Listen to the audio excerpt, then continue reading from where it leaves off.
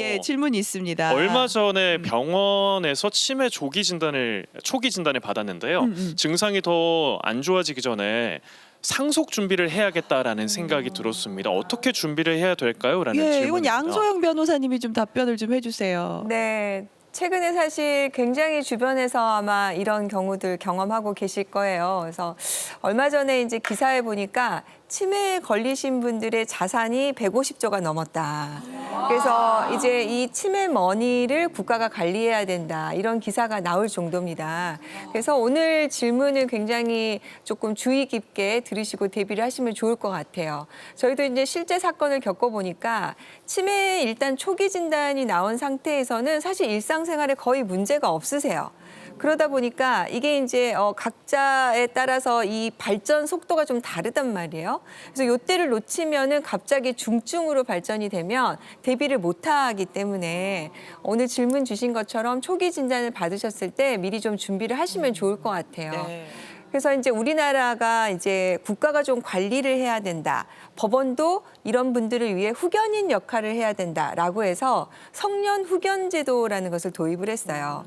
이게 뭐냐면 내가 제대로 된 나의 이런 신체적인 상태, 어느 병원에 갈지, 어디에 살지 뭐 이런 것들을 결정하고 그다음에 내 재산을 어떻게 할지 이걸 결정하는 것을 국가가 좀 후견을 해주겠다라는 것이 성년 후견 제도입니다.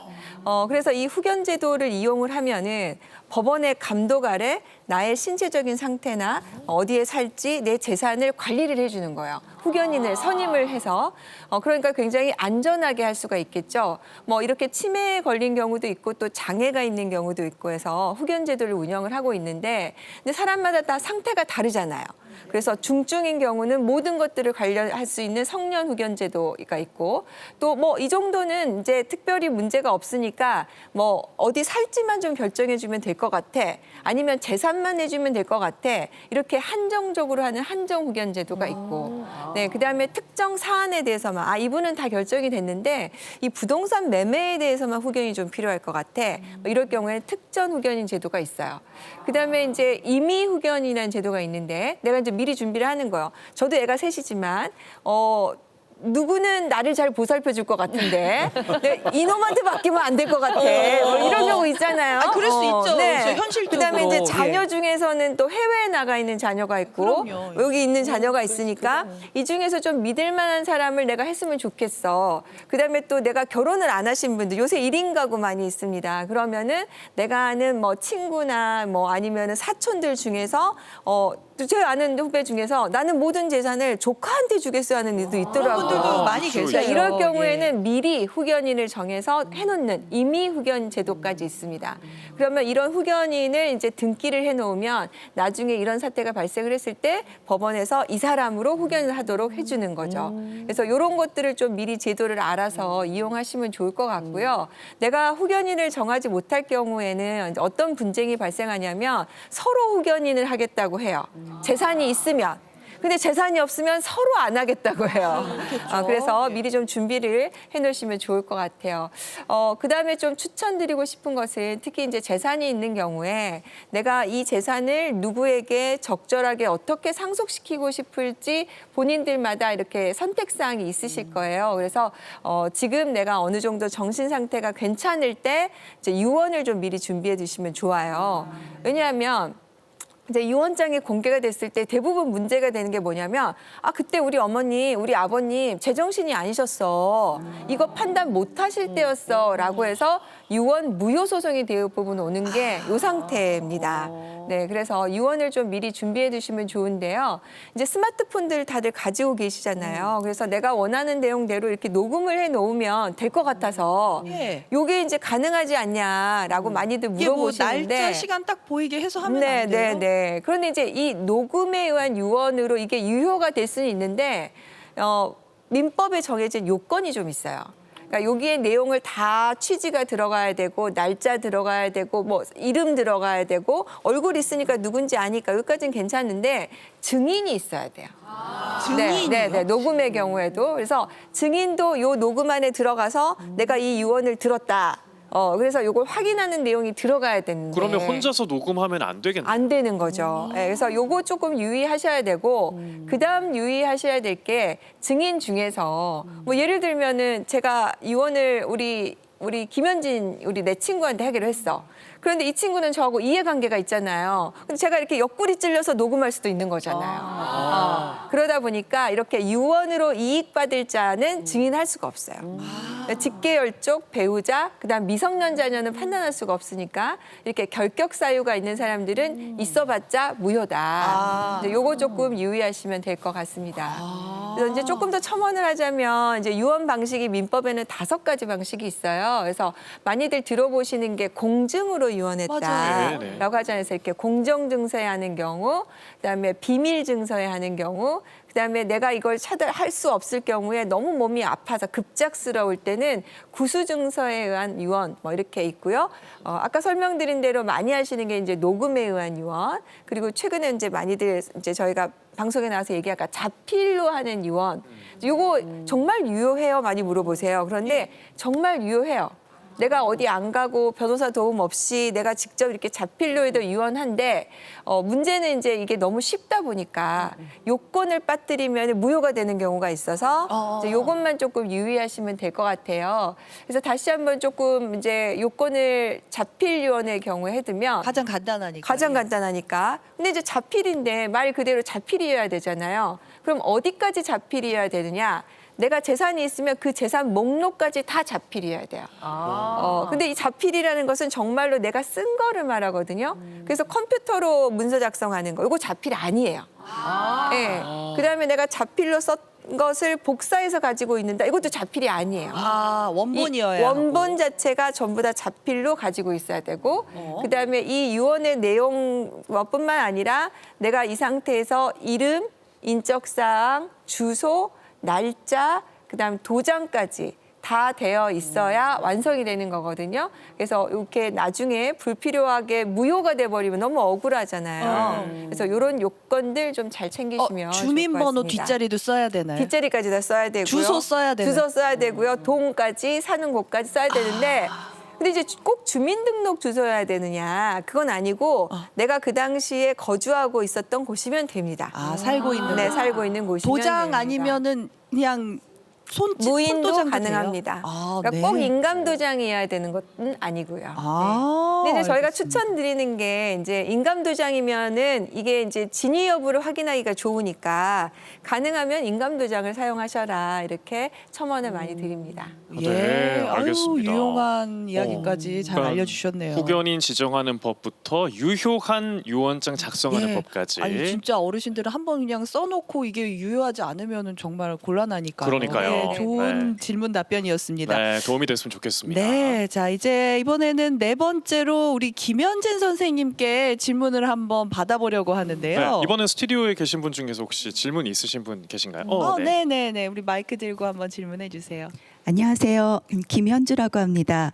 김현진 선생님 너무 동안이시고 피부도 좋으셔서 제가 선생님 피부관리법을 배우고 싶어서 아침마당 나오실 때마다 챙겨보고 있어요. 예. 어떤 거 궁금하셨어요, 그 중에서? 네, 저는 요즘 주름이 좀 고민이거든요. 그래서 거울을 보면은 눈가 주름이 제일 먼저 보이고 얼마 전에 친구들을 만났는데 제가 주름이 제일 많은 것 같아서 좀 속상하더라고요. 여기선 안 보여요. 조명 때문에 그런 것 같아요. 그래서 선생님께 여쭤보고 싶은 게 주름은 어떻게 관리해야 하는지 궁금합니다. 네.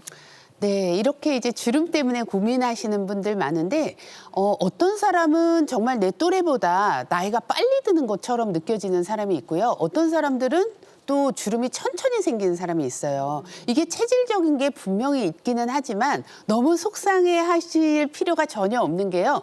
미리미리 준비한 사람은 절대로 당할 수 없다. 그러니까 우리가 지금부터 해야 되는 거는 노화의 속도를 늦춰주는 게 굉장히 중요합니다. 그렇다면 이 주름이 왜 생기는지 먼저 좀 알아야겠죠. 그래서 화면을 보시면요. 피부 속에는요. 표피 아래에 진피층이라는 게 있어요. 진짜 피부라는 뜻인데 화면에서 보시는 것처럼 탄력을 담당하는 콜라겐, 엘라스틴 그 사이를 촘촘하게 메꿔주는 히알루론산 이렇게 삼총사가 삼박자를 잘 맞춰야지 피부가 좀 촉촉하고 탄력이 있고 피부가 되게 좋아지는 거예요. 근데 이제 문제는 나이가 들수록 이런 콜라겐, 엘라스틴 이런 것들이 점점 없어지겠죠. 그러니까 피부가 탄력도 떨어지고 패이기도 하고 얼굴이 울퉁불퉁도 해지고 여러 가지 문제가 생기는데 더 슬픈 거는요. 우리가 폐경을 하게 되면 여성 호르몬이 확 떨어지면서 이런 것들이 더 급속하게 감소를 합니다. 그러니까 이제 잔주름도 생기죠. 피부 건조해지죠. 붉은 주름 생기죠. 여러 가지 문제가 생길 수밖에 없는 거거든요. 그래서 이 진피층의 균형이 무너질 수밖에 없는 거예요. 그러면 이 노화의 속도를 어떻게 늦춰야 될까요? 아니 저는 사실 콜라겐 좀 매일매일 챙겨 먹고 있는데 요거 먹는 걸로 될까요? 콜라겐. 그렇죠. 콜라겐 너무 많이 물어보는데 결론적으로 콜라겐을 반드시 먹어야 되는 건 아니다. 네, 다들 뭐 돼지 껍데기, 뭐 족발 이런 거 먹으면 살만 찐다는 건 이제 알고 있어요. 그래서 비싼 영양제를 이걸 먹어야 되냐 말아야 되냐 많이들 물어보시거든요. 근데 사실 내 비싼 거 식단에서 식단에서 단백질이 너무 모자라다 하는 경우에는 먹는 게 좋습니다. 왜냐하면 콜라겐을 만들기 위한 가장 주원료는 단백질이거든요. 그래서 질 좋은 단백질을 저는 식단으로 잘 먹는 게 가장 중요한 것 같긴 하고요. 이게 너무 모자란다 하는 경우에는 우리 엄지 아나운서님처럼 콜라겐을 먹는 것도 도움을 받을 수가 있겠죠. 도움 된대요, 되기는. 아, 네네. 그러면 먹는 거 이제 아시겠죠? 골고루 잘 먹어야 된다. 그러면 이걸로 이제 부족하고 운동을 또 해야겠죠. 몸을 튼튼하게 하기 위해서 근육을 키워야 되는 것처럼 얼굴에도 근육을 키워야 돼요. 이 얼굴을 3등분을 해요. 이쪽, 이쪽, 이쪽. 그러면 이 중안면에 있는 근육이 가장 중요하거든요. 어렸을 때는 여기가 빵빵하면서 너무 예쁘잖아요. 20대. 네. 근데 나이가 들면서 여기가 빠지면서 여기가 투실투실해지고 여기는 인상을 써서 막 힘이 엄청 들어가죠. 힘을 가장 줘야 되는 부분은 어디냐면 요 중안면이에요. 그러니까 근력 운동을 하면 근육이 빵빵해지면서 몸에 탄력이 생기거든요. 얼굴도 마찬가지예요. 근육을 키우면 피부가 탄탄해질 수가 있습니다. 그래서 요 근육하는 운동을 제가 오늘 알려드리려고 해요. 오, 얼굴 그러니까 제일 중안부 기초 빨대나 젓가락, 나무 젓가락으로 하시면 되고요. 이제 좀 더 잘하면 좀 더 무거운 걸 하면 되는데 제가 오늘 준비한 거는 요 나무 젓가락입니다. 아 여기 저희 나무 네. 젓가락 놔주셨는데. 왜 있나 네. 아 이거구나. 우리는 왜 안 줬어요? 이 나무 젓가락을 이렇게 물고요. 요 근육을 좀 힘을 키워보세요. 하는 느낌으로 하면 혓바닥이 천정에 이렇게 붙으면서 젓가락이 이렇게 올라가거든요. 그러니까 맨몸으로 해도 돼요. 이거 없이 해도 되지만 이거를 하면 여기에 힘이 들어가는 거. 근데 이제 가끔 질문을 하는 게 이렇게 하다 보면 팔자주름이 더 생기지 않나요? 라고 많이 물어보는데 여기에 힘을 주는 게 아니고요. 여기에 좀 집중을 해서 힘을 주게 되면 방대를 좋습니다. 뭔가 올린다는 느낌으로. 네, 맞아요. 그러니까 중안면에 힘을 준다라고 생각을 해야 돼요. 우리가 근육을 하면서도 잘못 쓰면 승모근만 발달하잖아요. 그렇게 하면 안 되고 여기에 집중을 해주시면 되고 네. 이걸 잘한다. 그러면 아령 무게를 올리듯이 숟가락으로 하시면 더 좋습니다. 와. 숟가락같이. 예. 좋다. 김현주님 좀 해보셨어요? 마이크 들고 한번. 네, 해봤어요. 어떠세요? 어떠세요? 힘들지 않으세요? 얼굴에 힘도 좀 들어가고 생각보다 쉽지 않은데요. 맞아요. 네, 네. 집에서 열심히 연습해봐야 될 것 같아요. 사실요, 이런 거 말고 좀 저희는 즉각적인 걸 원하잖아요. 병원 예, 가고 막 맞아요. 이렇게 하면. 그래서 제가 주름에 효과가 좀 있다는 보톡스랑 필러도 좀 생각 중인데요. 이 둘의 차이점이 있을까요? 맞아요. 이 둘을 굉장히 헷갈려 하시는 분들이 많더라고요. 그래서 지금 제가 싹 정리를 해드릴 테니까 보톡스는 근육의 힘을 빼는 거, 필러는 채워주는 거 전혀 다른 겁니다. 아예 반대네요. 아예 다른 거예요. 그래서 아까 여기에 힘을 여기는 줘야 되고 여기는 빼야 되거든요. 그러니까 여기를 힘을 빼게 해주는 게 보톡스인 거예요. 그러니까 근육에 힘을 못 주게 하는 건데 어머님들 보면 표정이 다 여기는 찡그리고 이마는 움직이고 잘 안 보인다, 화난다 그러면서 여기 주름, 미간 주름 엄청 쓰시거든요. 그러면 여기에 힘이 엄청 들어가는 거예요. 그거를 이완시켜주는 게 바로 보톡스입니다. 그러니까 보톡스는요, 사실 주름이 깊어지게 되면 효과가 좀 떨어질 수밖에 없고 주름이 더 생기는 거, 더 깊어지는 거를 막아주는 습관 교정이 너무나 중요한 목적인 거예요. 아니 우리 김현주 씨가 주름이 고민이었으니까 좀 보톡스가 좀 효과가 있는 건가요? 그래서 이 보톡스가 모든 주름에 효과가 있는 게 아니라는 거.